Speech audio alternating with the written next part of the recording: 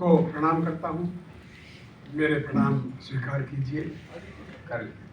प्रणाम इसलिए भी कर रहा हूँ क्योंकि आज के ज़माने में भाई भाई की नहीं सुनता, बेटा बाप की नहीं सुनता। ऐसे में इतनी देर तक बैठकर आप हमारी कविताएं सुन रहे हैं। क्या बात है, क्या बात है। प्रणाम कर रहा हूँ। मैं आपका ज़्यादा समय नहीं लूँगा। अच्छा, उतना ही समय लूँगा जितना समय मैं आपको दूंगा। अच्छा है, बढ़िया है, बढ़िया है, अच्छा है। कवि सम्मेलनों में हमें दो तरह के पारिश्रमिक मिलते हैं। एक वो पारिश्रमिक जो लिफाफे के रूप में मिलता है, उसमें कुछ रुपए होते हैं जी। दूसरा पारिश्रमिक आपकी तालियां और आपके ठाकों के रूप में मिलता है। लिफाफे वाला जो पारिश्रमिक है वो तो एक दिन खर्च हो जाता है, लेकिन आपकी तालियां, आपके ठाके जिंदगी भर हमारे साथ में चलते हैं। बहुत अच्छे। और वही हमसे नई नई कविताएं लिखवाते हैं। और हमारे मंच पे मैंने अक्सर देखा, आज भी देखा, मैंने पहले भी देखा है कि कभी कविता सुनाता और खुद ही बोलता कि ताली बजा दीजिए। अक्सर ऐसा होता है। मैं अभी इतना छिछोरा नहीं हुआ हूँ कि अपनी पंक्ति पे खुद ही कहूँ कि ताली बजा दीजिए। जरा संकोची किस्म का, जहाँ आपको बात ठीक लगे वहाँ पे आप बजा दीजिएगा। मैं हास्य लिखता हूँ। हास्य के लिए मेरे गुरु ओशो कहते हैं कि हास्य तो प्रार्थना है जी। आप जब किसी को हंसाते हैं तो समझ लीजिए कि प्रभु की प्रार्थना कर रहे होते हैं। और ओशो कहते हैं कि जिसे हंसना आता है उसके आंसू भी मुस्कुराते हैं। क्या बात है, क्या बात है, बहुत अच्छे। कुछ हास्य की रचना आपके सामने रख रहा हूँ, सुनिएगा। और आज यहाँ पे राजेंद्र जी ने बुलाया, उनका मैं आभारी हूँ। लेकिन हर साल करते हैं तो जी, 4 साल बाद में बुलाया है, बीच में 3 साल नहीं बुलाया। उसके लिए मैं क्या बोलूँ उनको। खैर, कुछ छोटी छोटी रचनाएं मेरे कवि मित्रों ने बहुत अच्छा आपको सुनाया और आपने बहुत अच्छी तरह से सुना। तो कुछ छोटी छोटी कविताओं से अपना शुरुआत कर रहा हूँ। एक छोटा सा टुकड़ा देखिएगा, थोड़ा सा वॉल्यूम बढ़ा दीजिए। नहीं, अच्छा, उनको आता नहीं, उनको खाली अपना चार्ज करना आता है। सुनिए, लता जी थोड़ा बाद में आई तो, लेकिन बहुत बढ़िया सुनाया उन्होंने। और फिर उसके बाद में हमारी एक मित्र आए, जावेद, कितना होशियार आदमी, राजस्थान का आदमी, कि बोले इस सीट पे बैठ जाइए, इस सीट पे बैठ जाइए। दरअसल उनको इसलिए बैठाया यहाँ पे क्योंकि उसको जो है वहाँ पे लता जी के पड़ोस में जगह चाहिए थी।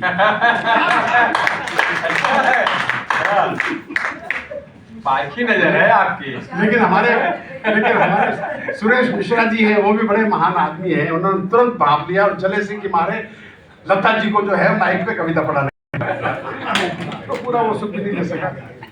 आइए, हमारे कमिश्नर विवेक पांडे जी आए हुए हैं। मैं चाहता हूँ ये आगे आइए, जोरदार तालियां बजाकर उनका स्वागत करिए।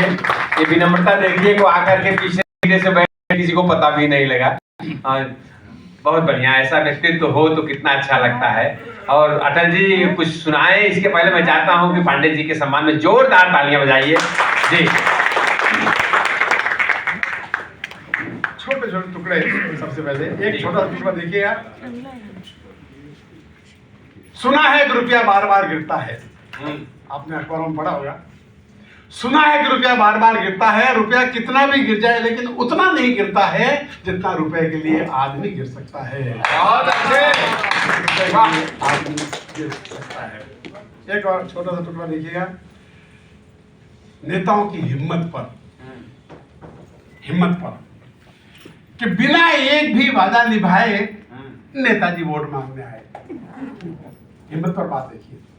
बिना एक भी वादा निभाए नेताजी वोट मांगने आए। मतदाता बोला, माई बाप, इतनी हिम्मत कहां से लाते हैं आप। मतदाता बोला, माई बाप, इतनी हिम्मत कहां से लाते हैं आप। हम तो एक खिलौने का वादा करके शाम को खाली हाथ घर आते हैं तो बच्चों से आंख नहीं मिला पाते हैं। माई बाप, इतनी हिम्मत कहां से लाते हैं आप। बहुत अच्छे। एक और छोटा सा टुकड़ा देखिएगा जी। कि जब कोई ओवैसी जब कोई ओवैसी मजहब का रायता फैलाता है, जब कोई ओवैसी मजहब का रायता फैलाए और किसी हिंदू का बीपी बढ़ जाए तो उसे याद दिलाना एक नाम, एपीजे अब्दुल कलाम। क्या बात है। उसे याद दिलाना एक नाम, एपीजे अब्दुल कलाम। फिर ओवैसी गाली खाएगा, इस्लाम बीच में नहीं आएगा। वाह, फिर ओवैसी गाली खाएगा, इस्लाम बीच में नहीं आएगा, क्योंकि वो जो मिसाइल मैन था वो भारत को इस्लाम की देन था। वो जो मिसाइल मैन था भारत को इस्लाम की देन था। एक और छोटा सा टुकड़ा देखिएगा। मेरे गुरु कहते हैं कि आप ट्रेजेडी को भी कॉमेडी में कहो तो लोगों तक पहुंचता है। तो चुनाव कितने खतरनाक हो चुके हैं आजकल, आपने देखा होगा, और कितने तनावपूर्ण हो चुके हैं। लेकिन हास्य में कहने की कोशिश की है, बात अच्छी लगे तो आप बैठिए साहब, सुनिए। एक बढ़िया छोटी सी रचना देखिए, चुनाव और तनाव। कि पति बनवाने गया हजामत तो पत्नी ने दी हिदायत कि चुनाव निकट है, माहौल में कड़वाहट है, हर आदमी नफरत से भरा है, ऊपर से नाई के हाथ में उस्तरा है। वाह वाह वाह वाह वाह, क्या बात है। हर आदमी नफरत से भरा है, ऊपर से नाई के हाथ में उस्तरा है। या तो राजनीति पर बहस में मत पड़ना, या नाई किस पार्टी का है पहले पता करना। बढ़िया बढ़िया। या तो राजनीति में बहस में मत पड़ना, या नाई किस पार्टी का पहले पता करना। चुनाव के दिनों में बहुत मुश्किल है जान बचाना, अगर बच जाओ तो आधा किलो दही लेते आना। वाह वाह वाह वाह वाह, क्या बात है। व्यंग देखिएगा, सटायर देखिएगा, हास्य के माध्यम से सारे के। एक युवक मस्ती में झूमता हुआ जा रहा था और एक गीत की पंक्तियां जोर जोर से गा रहा था। चांद चुरा के लाया हूं, आ बैठे चर्च के पीछे। चांद चुरा के लाया हूं, आ बैठे चर्च के पीछे। तो एक बूढ़े ने रोककर उस लड़के से कहा, टोक कर, कि तू गाना गा रहा है या सांप्रदायिक दंगे की भूमिका बना रहा है।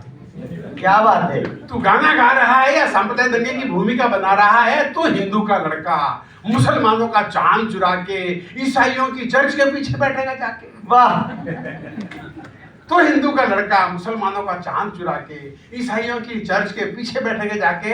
ऐसा मत कर पगले, ऐसा करने से पहले दंगों का गणित समझ ले। धर्म का धर्म से घमासान होता है तो धर्म को खरोंच भी नहीं आती, मुल्क लहूलुहान होता है। वाह वाह वाह वाह वाह वाह। एक तो हास्य के टुकड़े देखिएगा, यहाँ पे महिलाएं भी काफी संख्या में बैठी हुई हैं। आपने किस्से कहानियों में सुना होगा कि एक अलादीन का जादुई चिराग होता है। वो आज तक जब भी मिला किसी पुरुष को ही मिला है, आज तक किसी महिला को नहीं मिला। क्यों नहीं मिला? मैंने रिसर्च की, बात अच्छी लगी तो मुझे बताइएगा। कि झूठे बर्तनों के ढेर से घबराकर महिला बोली, हे ईश्वर, ये अलादीन का जादुई चिराग हमेशा किसी पुरुष को मिलता है, किसी महिला को क्यों नहीं मिलता, जिन हमारा भी हाथ बटा दिया करता। अच्छा, प्रकट हुए परवरदिगार और बोले कि नियम के अनुसार एक महिला को एक बार में एक ही जिंद मिल सकता है।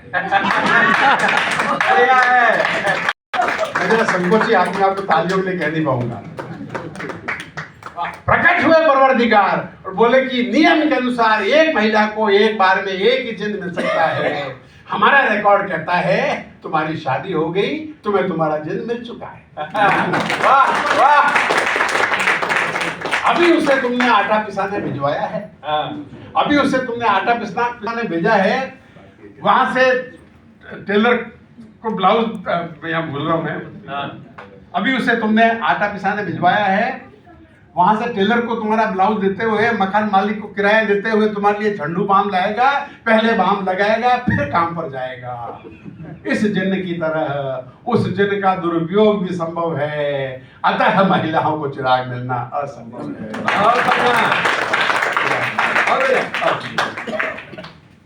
बच्चों के सवाल बहुत ही प्यारे होते हैं लेकिन उतने ही खतरनाक है। एक बच्चे ने अपने बाप से पूछा, पिताजी मैं घर में कैसे आया?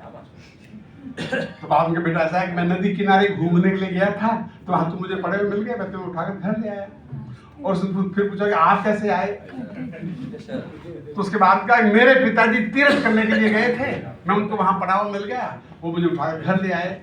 बच्चे ने फौरन जाकर अपनी डायरी में लिखा, हमारे खानदान में किसी को बच्चे पैदा करने नहीं आते। कहीं से भी उठाकर ले आते हैं। और बच्चों के सवाल जो है बड़े खतरनाक तो होते ही हैं, लेकिन और सबसे बड़े उनकी पीड़ा होती है होमवर्क।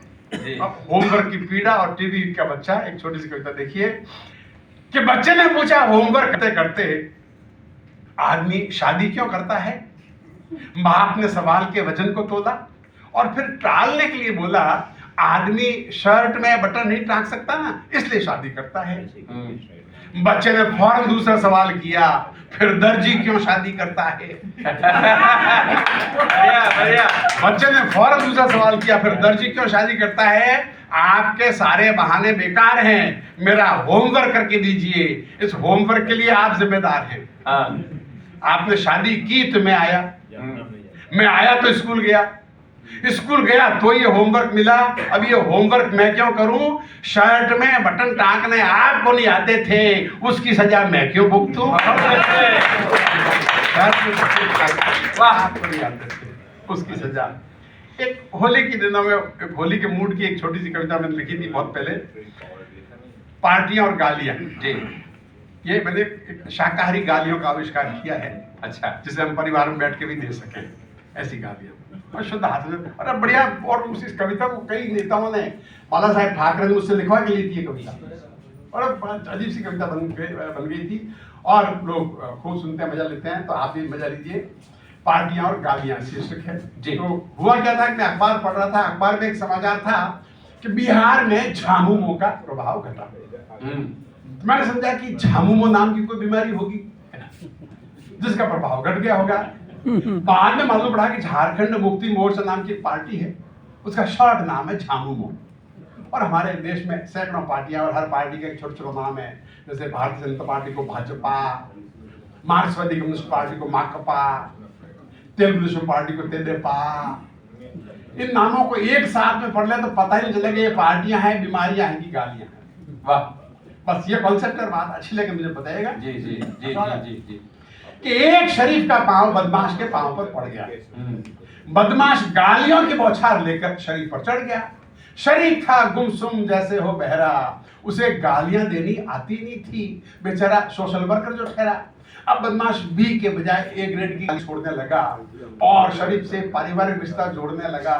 तब शरीफ की जुबान पर कुछ राजनीतिक पार्टियों के संक्षिप्त यानी छोटे नाम आ गए, जो गुस्से में गालियों की तरह बोले तो गालियों की जगह काम आ गए।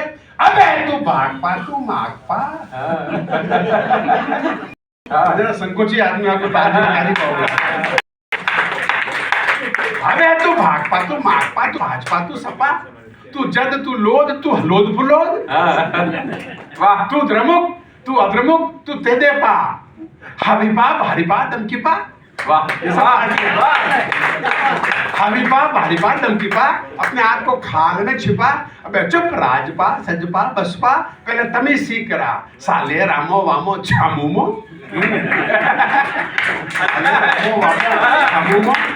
इनका रखा की नजायज औलाद नानी दिला दूंगा याद। जाट फूटवा खा संयुक्त मोर्चा।